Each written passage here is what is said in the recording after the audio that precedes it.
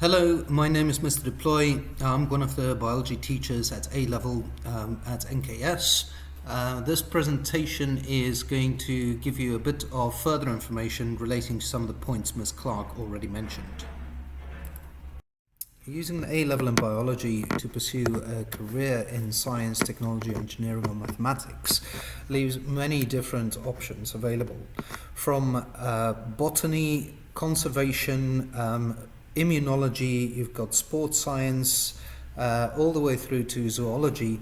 There really is quite a broad range for which these skills are applicable. The course content, as you will have heard earlier, is nice and broad, allowing depth of study in many different aspects of biology. The two links on the slide, the first one would take you to a course overview, which would look something like this. Here we can see just a quick overview of some of the topics we cover 1 through 8 in year 1 and year 2 respectively, and there's a short description there to give you a bit of a better idea of what is actually in these different topics. Again, a little bit of a reference to how these things are assessed. I know that that's always on students' mind. What are the demands going to be? Because of course we want to have really good outcomes so that it can see you on your way to university or other tertiary education opportunities. Where biology can take you, you can see there as a complement with chemistry and physics. You've got options like biochemical engineering, pharmacology, pure sort of biology line. You're looking at medicine, healthcare, vets or forensics or something like that. And then there's also, as a complement to the more kind of sports science kind of line, you've got nutrition, football, as you see there, horse racing, sports science and so forth.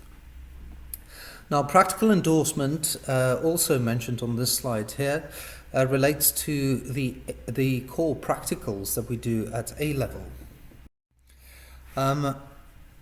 I'll talk a bit more about that in just a sec. Our second link on this slide here refers to something called the specification document. Now, this one is a lengthy document. I've just done a screen grab here to give you a bit of an idea of what sort of the contents might be of that specification document. And it goes all the way through every single sort of detail about what exactly you can be expected to be assessed on. Giving you a much sort of clearer idea of exactly the content you're supposed to know, but also then the skills that are going to be assessed.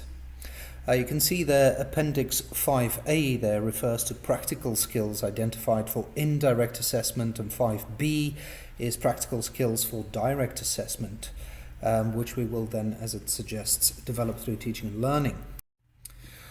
So these key skills, contiguous with your practical work at GCSE, then these practicals are designed to obviously develop lots of skills in you and get you ready for further study post-secondary education. The first link on this page here, the Biology A Student Practical Skills Student Guide, again, it's a bit of a document which will provide you with more specific information relating to these practical skills.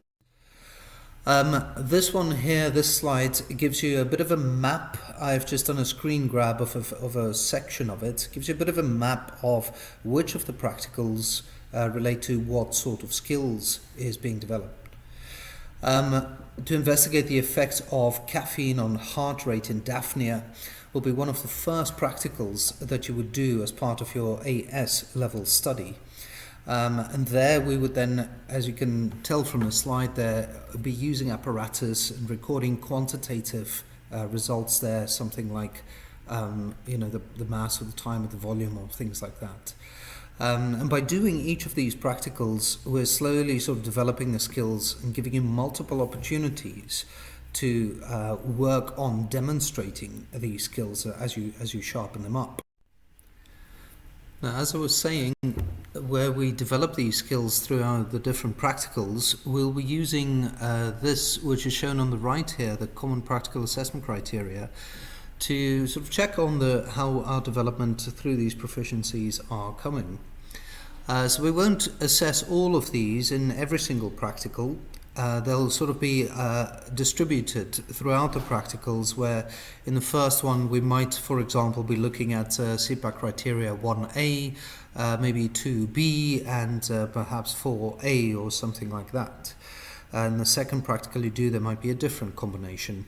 And in so doing, we sort of build our development of these skills. The resources mentioned on this slide is simply intended to be additional things that you might have a look at to broaden your background knowledge around the subject areas. You'll find different articles there, obviously, so choose the ones that you're really interested in. There isn't much point in reading something that you really don't care about, but they should be nice and enjoyable, I'm sure. The In Our Time program that is mentioned on the slide as well, this is a podcast which is a recording of a program from Radio 4, and the presenter usually invites a number of panelists, and they're usually experts in their field, and then they discuss certain topics like fungi or cephalopods or hydrogen, or there's a whole range of different things. I particularly like the one on cephalopods. It was extremely interesting. Now, within the first few lessons, when you join us in September, we will be giving you a baseline test to do.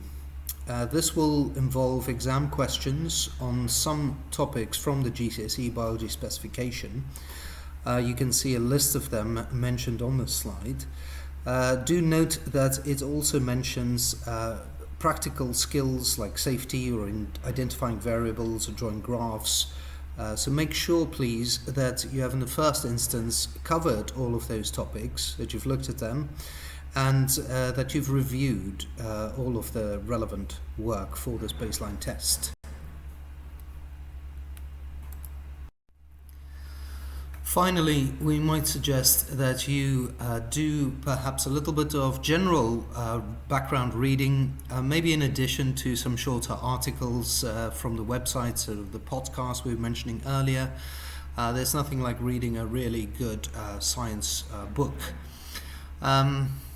So enjoy, and we look forward to seeing you when the time comes. Thank you.